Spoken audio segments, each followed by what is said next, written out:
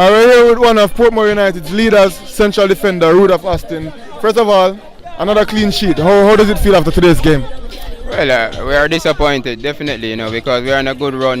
The only positive, we didn't give away any goal, and we keep our unbeaten we're unbeaten run going. So that's the only positive. But because as you can see, we got a chance in the last minute, and we didn't make. But that's our finishing for the season. But I hope we can fix it. All right, Portmore United have been, going good on all season, remain undefeated. Speak to us about the defense and what that means to Portmore United and what that means to you guys as a team. Well, we are very organized, and we try to fix things before it happens, So meanwhile, we are attacking, we are defending also, and it's just communication and working hard and trusting each other. That's what we're doing at the back. You're not the official captain of the team, but your leadership skills are very apparent. Speak to us about your role, not just as a footballer on the team, but as a leader, considering all your experience. I came back home and I just want to help the players in the club to move forward, because there's a lot of talent in Jamaica, but they need help. So that's my role, to help them.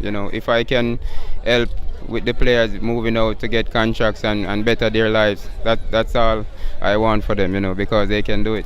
Unfamiliar position for you based on what we would know Rudolph Austin as a central defensive midfielder. Speak to us about your role as a centre back and how is that for you to adapt to?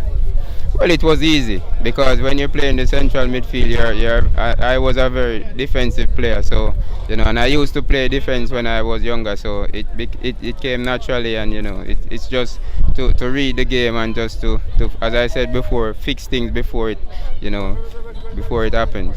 And lastly, a personal question to you, Mr. Austin. Into your 40s, you still look like you fit right in.